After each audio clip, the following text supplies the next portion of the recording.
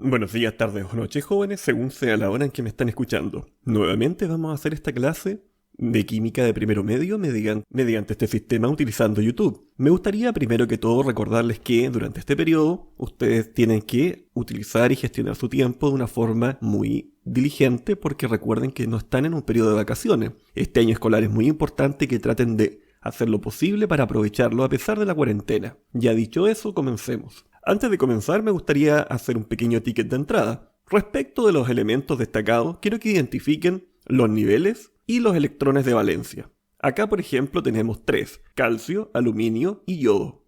En el caso del calcio, como ustedes pueden darse cuenta, está en la segunda columna. ¿Qué significa eso? Segunda columna, de acuerdo a lo que vimos en la clase pasada, eran los electrones que estaban disponibles para poder participar en una reacción química. Y en el caso del calcio, serían 2.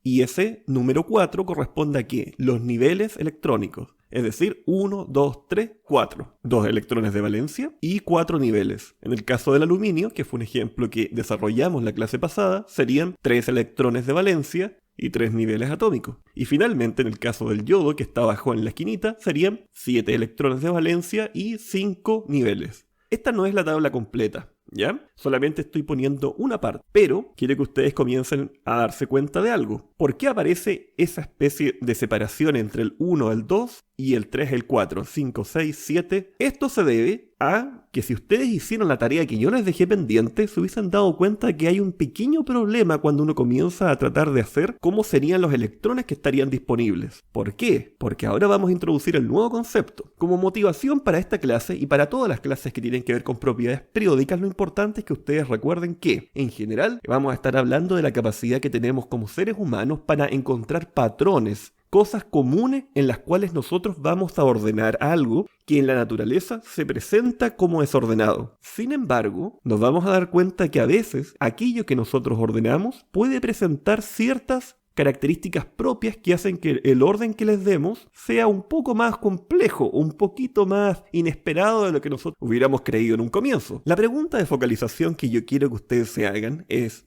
¿dónde está un electrón? ¿Por qué? Miren, como activación de conocimientos previos y relacionado con la pregunta de focalización, vimos que en el modelo de Thomson existían los electrones. En el de Rutherford estaban dando vueltas los electrones, pero la verdad no teníamos idea dónde. El modelo de Bohr, mucho más completo, que introdujo la idea de los cuantos de energía y de los niveles, nos dijo de que habían órbitas, como los planetas.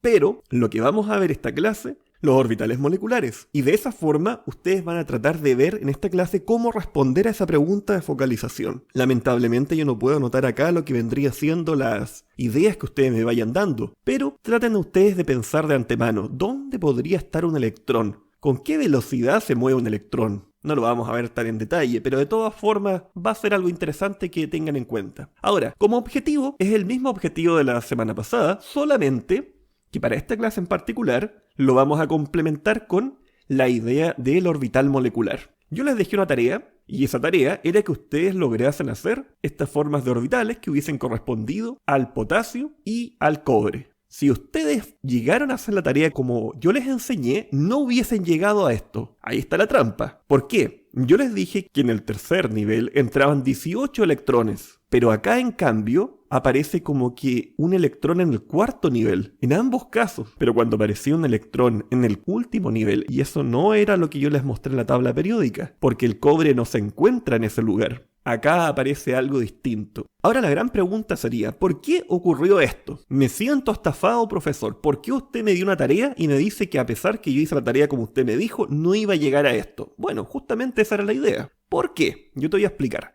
La idea era que te hubieras dado cuenta de que, de acuerdo a cómo se debió haber planteado en un comienzo, debió haber seguido un orden. Pero la naturaleza tiene su propio orden de cómo se van ordenando. Y ahí, la genialidad que tuvo este caballero Mendeleev fue tratar de, sin conocer nada de esto, haber hecho una forma de ordenar las cosas. El cobre, si ustedes se dan cuenta, tiene un puro electrón ahí en el último nivel. Y el potasio también. Vamos a tratar de explicar a qué se refiere esto. Miren, yo les había hablado la semana pasada de que los electrones por nivel son 2 por el nivel al cuadrado. Es decir, en el tercer nivel podrían haber entrado 18. Entonces en ningún momento tendría que haber pasado lo que pasó. Pues el potasio, ¿a qué se debe esto? Y aquí viene la parte importante. Acá ustedes van a decir, oh, no puede ser, profesor, esto es muy increíble.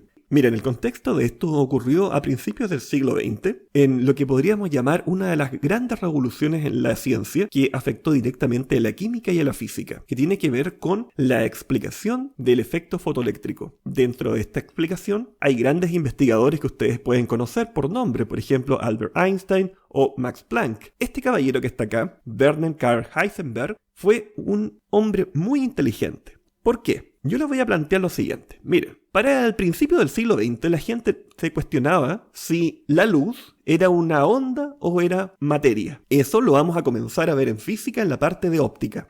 La pregunta que se hizo a este caballero fue la siguiente. Si yo le tomo una fotografía al electrón, ¿voy a ser capaz, por ejemplo, de tomarle su velocidad y saber su posición? Mira la pregunta. Y la respuesta es no. ¿Por qué? Por ahora, ustedes créanme esto, de que la luz está compuesta de cosas que vamos a llamar fotones. Cada vez que ustedes le toman una foto a un electrón, estos fotones golpean el electrón y ya no se mueve. En otras palabras, yo puedo tomarle la posición, pero no puedo saber su velocidad. Y ahí tengo un problema, pues. Es decir, por más que yo me ponga las pilas para tratar de tomar la foto lo más rápido posible, siempre voy a detener el electrón donde quiera que se esté moviendo. Pero existe algo muy interesante. Podría ser a lo mejor que yo tome muchas miles de millones de fotos y entonces me dé cuenta que los electrones tienden a estar en ciertas partes.